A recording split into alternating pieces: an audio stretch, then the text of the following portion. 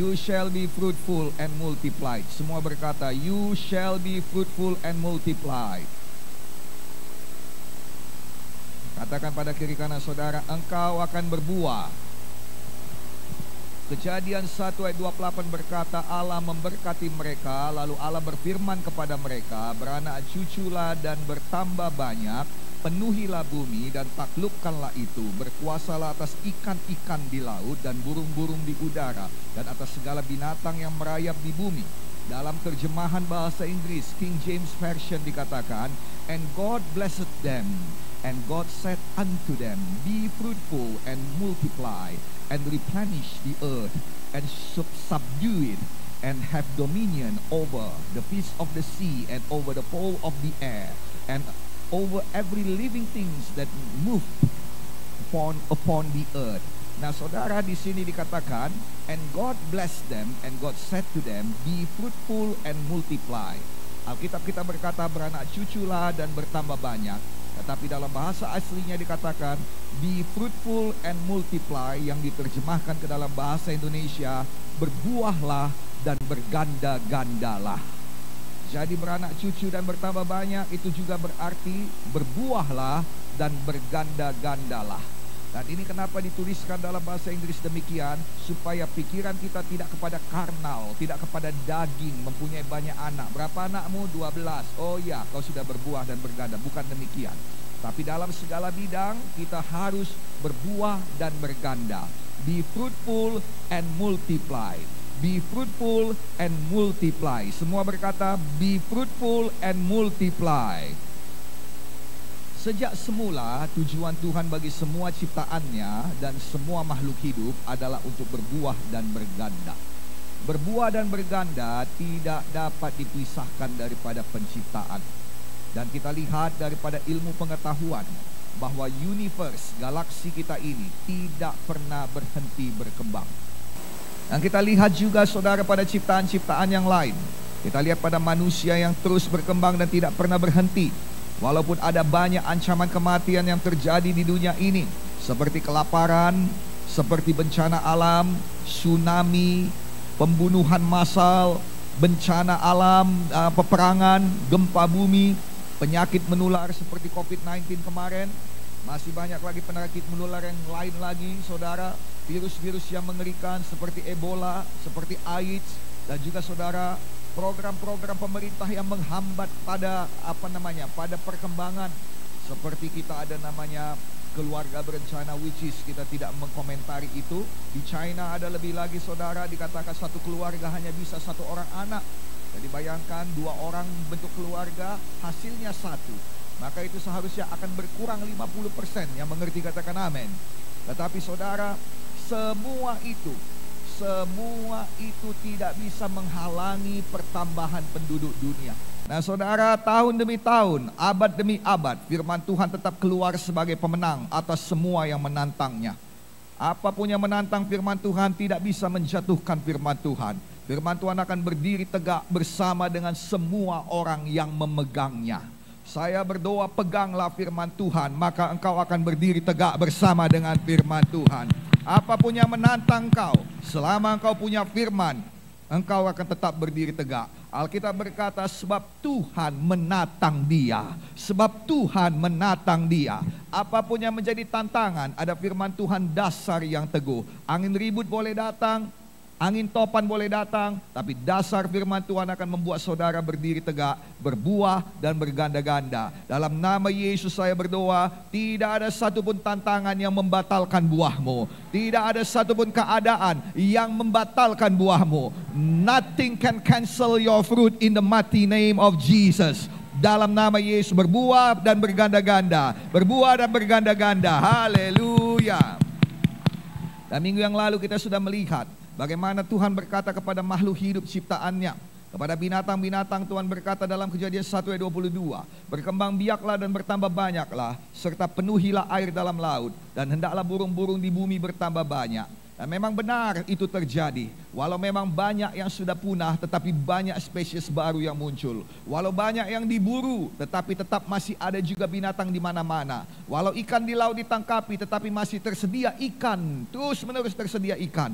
Walau kita mengkonsumsi banyak daging hewan, tetapi tetap tersedia juga bagi kita daging demi daging lagi, masih banyak daging lagi. Selalu ada cara Tuhan untuk membangkitkan situasi dan keadaan, membangkitkan orang-orang untuk menjaga firman Tuhan itu terpenuhi. Maka sekarang dengar, bagianmu ialah berjalan beserta dengan firman Tuhan. Dan saya berdoa, apapun situasi, apapun keadaan, engkau akan lihat Tuhan akan mengirimkan orang-orang untuk melindungi maksud dan kehendaknya dalam hidupmu. Tuhan akan mengirimkan orang-orang mengubahkan situasi supaya engkau bisa berbuah, supaya engkau bisa berganda, supaya engkau bisa sampai pada maksud dan panggilan Tuhan. Boleh kita berikan tepuk tangan bagi Tuhan Yesus. Maka kalau binatang pun, Alkitab berkata, burung di padang pun Tuhan pelihara. Bunga di padang pun Tuhan pelihara. Burung di udara Tuhan pelihara. Binatang pun Tuhan pelihara. Betapa lagi engkau. Kalau memang kita mau berbuah, Tuhan akan putar balik situasi supaya engkau bisa berbuah, supaya engkau bisa berbuah, supaya kita bisa berganda. Saya punya kabar baik. Gereja Kemenangan Iman Indonesia akan berganda di dalam nama Yesus. Boleh kita berikan tepuk tangan lebih lagi bagi Tuhan Yesus. Pada binatang kita sudah lihat. Sekarang kepada tumbuhan. Mari kita lihat, tumbuhan tidak bisa bergerak, tetapi Tuhan memberikan kepada mereka biji. Yang mana biji ini di dalamnya ada kehidupan yang bisa membuat mereka berbuah dan berganda. Kejadian 1 ayat 12. Tanah itu menumbuhkan tunas-tunas muda dan segala jenis tumbuhan yang berbiji, segala jenis pohon-pohonan yang menghasilkan buah dan berbiji. Dan Allah melihat semuanya itu baik. Nah, saudara lihat, tumbuh-tumbuhan tidak bisa bergerak, ya tidak bisa jalan untuk cari jodoh, ya tidak bisa jalan saudara untuk menentukan di mana dia bisa berusaha, dia tidak bisa jalan untuk menentukan tempat yang terbaik untuk berkembang biak. Tidak. Tetapi kalau saudara lihat dalam keterbatasan tumbuhan itu, tumbuhan ada di mana-mana. Di padang pasir yang panas sekalipun ada namanya oase, di mana di situ ada tumbuhan dan ada mata air. Dan saudara kemudian saudara ada namanya pohon kaktus. Dan kemudian kita melihat di gunung-gunung batu sekalipun masih ditemukan tumbuhan yang bisa hidup. Akarnya menembus daripada batu-batu yang keras itu dan mencapai air sumber kehidupannya. Dengar baik-baik sayang, tumbuhan akan ada di mana ada air. Di tengah-tengah saudara dinginnya kutub saudara, masih ada di situ tumbuhan yang kita kenal dengan hutan tundra. Di mana di sana masih ada tumbuhan. Nah, saya dengarkan, selama masih ada air, tumbuhan akan hidup, tumbuhan akan berkembang. Air itu selalu melambangkan kehidupan dari Tuhan. Amin. Yesus adalah air kehidupan kita. Amin. Kalau kau percaya pada aku, dari dalammu akan mengalir air kehidupan. Dengarkan baik-baik sayang, Tuhan juga menaruhkan benih untuk berganda, benih untuk berbuah di dalam engkau. Sama seperti tumbuhan, memang dia punya keterbatasan, tapi di dalamnya ada benih yang ilahi. Haleluya. Ada bijinya. Amin. Amin. Dan kalau biji itu ditanam di dalam kegelapan, dia pasti akan bertumbuh. Nah, sayang, dengarkan. Kalau kondisi kita saat ini gelap, disitulah Tuhan mau tunjukkan bahwa benih yang ditanamnya dalam engkau jauh lebih kuat daripada kegelapan manapun. Haleluya. Dan engkau akan sampai pada ujung-ujung bumi. Dan engkau akan berbuah sampai kepada bangsa-bangsa. Nah, kita sudah melihat minggu yang lalu saudara, kenapa kita bisa berbuah dan berganda. Nomor satu, karena Tuhan yang mengatakannya.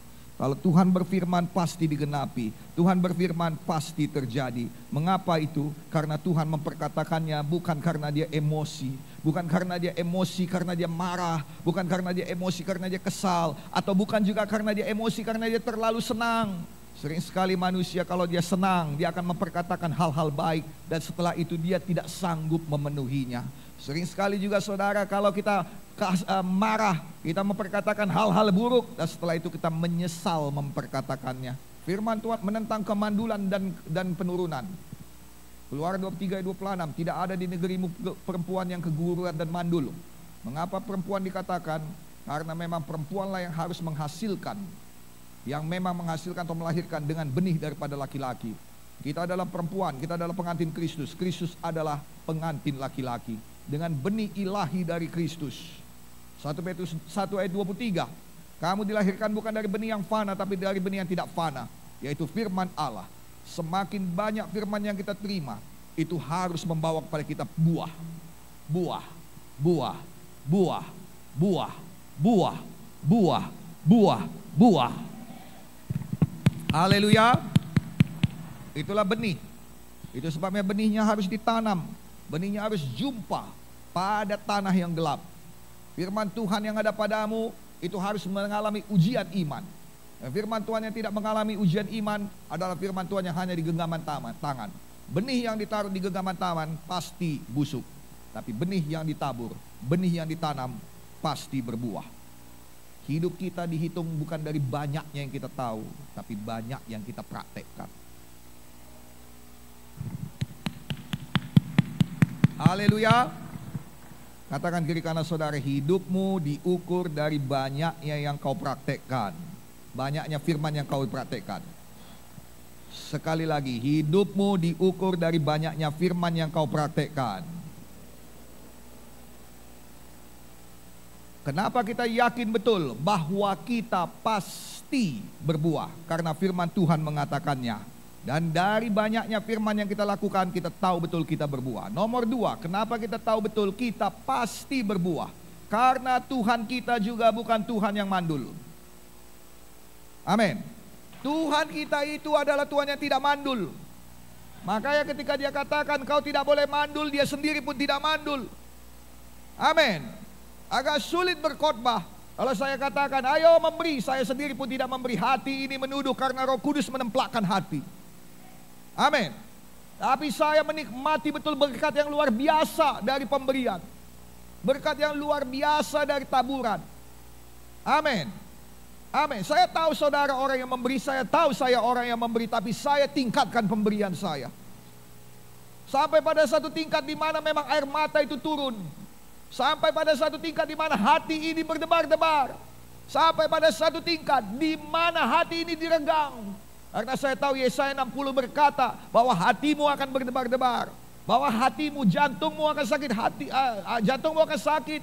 Ketakutan jantungmu, terkejut jantungmu, karena ada harta kekayaan bangsa-bangsa datang kepadamu.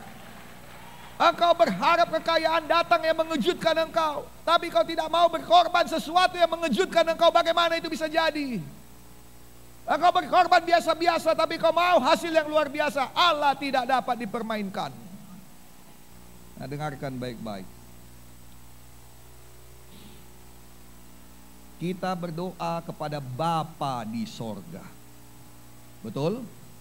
Matius 6 ayat 9. Berdoalah demikian, Bapa kami yang di sorga. Betul? Dikuduskan namamu. Sekarang orang Indonesia memanggil Bapa karena 2 perkara. Nomor 1, karena dia udah tua. Kalau dia lebih tua lagi, kita nggak panggil Bapa, kita panggil Opung. Amin. Amin. Yang nomor 2, orang Indonesia memanggil Bapa kenapa? Karena orang itu walau muda sudah punya anak. 17 tahun dia, tapi sudah menikah dan punya anak. Maka kita panggil dia Bapak Ginting. Padahal masih cencen.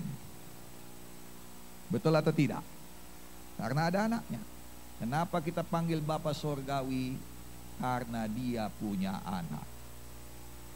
Bagaimana Allah punya anak?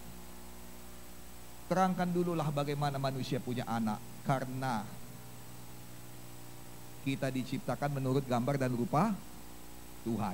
Itu keterangan saya. Ada banyak yang tidak bisa kuterangkan mengenai Tuhan, dan aku bangga.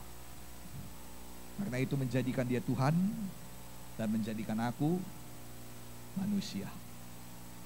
Tuhanku tidak dapat kuterangkan, tapi Tuhanku dapat menerangkan tentang aku. Dia punya anak.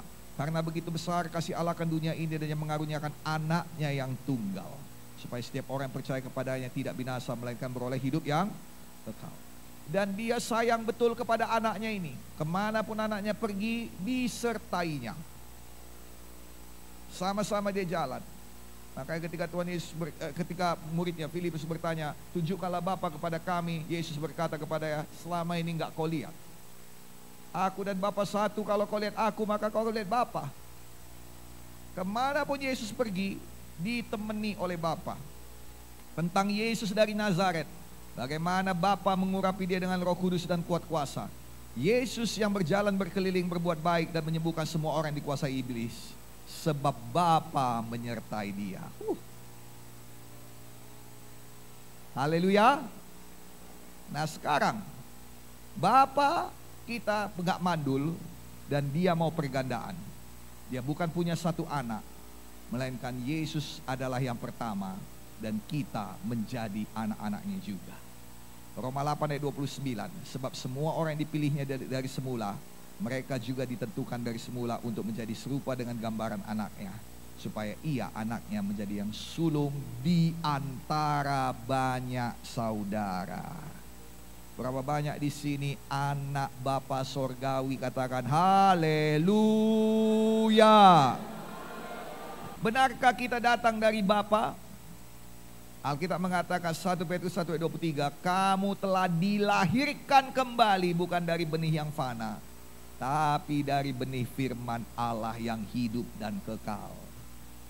Pada mulanya adalah Allah. Allah itu bersama-sama dengan firman. Pada mulanya adalah firman, dan firman itu bersama-sama dengan Allah. Firman itu adalah Allah. Pada mulanya adalah firman, firman itu adalah Bapa, dan sama-sama dengan Bapa, dan firman itu adalah Bapa. Benih firman artinya benih Nah, dengar baik-baik sayang. Bapa kita adalah Bapa yang berbuah. Saya mau kasih tahu pada saudara satu supaya saudara mengerti. Bagi manusia berbuah itu tidak mungkin tanpa ada pasangannya. Amin. Amin. Amin. Itu sebabnya saudara harus berinteraksi dengan manusia lain. Lihat Bapa, ketika Yesus mau dilahirkan, dia tidak melakukan dengan keajaiban muncul begitu saja. Dia pakai rahim Maria. Yang mengerti katakan amin. Saudara tidak bisa berbuah sendirian. Ayo turun ke jalan. Karena Alkitab berkata, pergilah ke jalan-jalan, pergilah ke lorong-lorong, pergilah kemana-mana. Dari mana kau dapat hikmat? Yaitu ketika engkau ada di jalan-jalan, di pinggir-pinggir, di tembok-tembok kota. Yang mengerti katakan amin. Saudara mau berbuah, saudara mau berhikmat. Ayo bersaksi. Ayo berjalan. Jangan tunggu di tokomu sayang. Saya ulangi, tokomu mau berbuah, jangan tunggu di tokomu. Lakukan sesuatu. Raih. Amin. Raih. Ketika saudara berusaha meraih, maka saudara akan mendapat apa yang terjangkau olehmu, dan yang tidak terjangkau Tuhan akan jangkaukan bagimu. Yang suka cita boleh berikan tepuk tangan bagi Tuhan Yesus. Haleluya. Yang suka cita katakan amin. Nah, jadi tidak ada, kita datang dari Bapa, jadi tidak ada DNA kemandulan dalam kita. Haleluya. Mengapa kita bisa yakin bahwa kita bisa berganda? Nomor satu, karena firman Tuhan mengatakannya. Nomor dua, karena Tuhan kita juga adalah Tuhan yang berganda. Itu sebabnya kita panggil dia Bapa, bukan kita panggil Opung. Kenapa? Karena kita adalah anak-anaknya. Jadi kita itu saudara betul-betul menjadi anak Bapa sorgawi. Itu sebab Yesus berkata, berdoalah kepada Bapamu yang di sorga. Haleluya. Nomor tiga, kenapa kita bisa yakin? Karena Tuhan memerintahkannya. Karena Tuhan memerintahkannya. Wow. Sampai di situ ya dengan cepat. Mazmur 33 ayat 8 sampai 9. Biarlah segenap bumi takut kepada Tuhan. Biarlah semua penduduk dunia gentar terhadap Dia. Sebab Dia berfirman, maka semuanya jadi. Dia memberi perintah, maka semuanya ada. Sekali lagi, Biar segenap bumi takut kepada Tuhan, penduduk dunia gentar terhadap Dia. Sebab Dia berfirman, semuanya jadi. Dia memberi perintah, semuanya ada. Sekali lagi, Dia beri perintah, semuanya ada. Beda, Dia berfirman, semuanya jadi. Dia beri perintah, semuanya ada. Dan yang diberitahukannya pada saudara bukanlah hanya firman-Nya, tapi perintahnya. Perintahnya berkata, be fruitful and multiply. Be fruitful and multiply. Amen. Amen. Be fruitful and multiply itu artinya berbuahlah dan berganda-ganda. Dia perintahkan, maka semuanya ada. Ketika Tuhan perintahkan, bukan hanya tugas yang ada padamu, tapi kelengkapan untuk menjadikan tugas itu kenyataan ada. Ketika Tuhan perintahkan, bukan hanya kewajiban diberikan pada kita, tetapi kemampuan, berkat untuk melakukannya juga ada. Ada. Ada.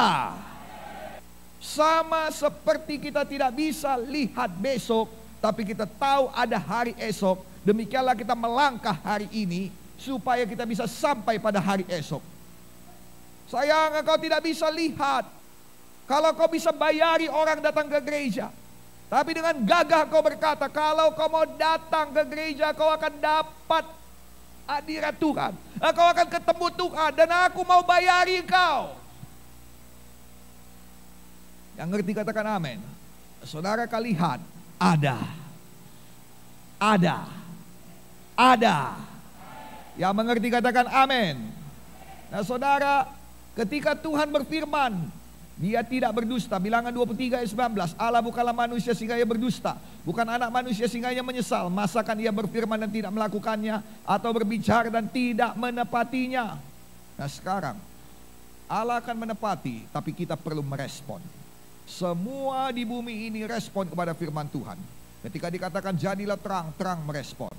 Ketika dikatakan hendaklah tanah mengeluarkan tumbuh-tumbuhan, tanah merespon. Hendaklah ada cakrawala, maka air merespon. Sekarang Tuhan berkata kepada kita, berbuahlah dan berganda-gandalah dalam nama Yesus. Gereja Kemenangan Iman Indonesia merespon. Haleluya. Semua berkata, saya merespon ya Tuhan. Dan Tuhan akan memberkati engkau dan membawa engkau pada bangsa-bangsa lintas generasi. Kenapa? Karena memang Tuhan sedang mencari orang yang merespon. Dalam buku Yesaya Tuhan berkata, siapakah yang akan kuutus? Siapakah yang akan berbicara untukku? Tidak ada yang tampil.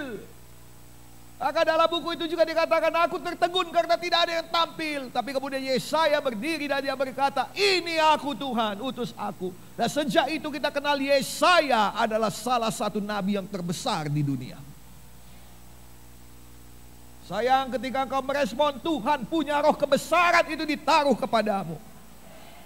Saya ulangi, Saulus kalau dia tidak merespon kepada Tuhan dan dia berkata, siapakah engkau Tuhan? Kalau dia tidak berkata demikian, dia akan dikenal sebagai orang yang melakukan genosida, pembunuhan massal. Yang mengerti katakan amin. Tapi ketika dia sambut firman Tuhan, mengapa engkau menganiaya aku? Dia teriak, siapakah engkau Tuhan? So that I can follow you, so that I can love you.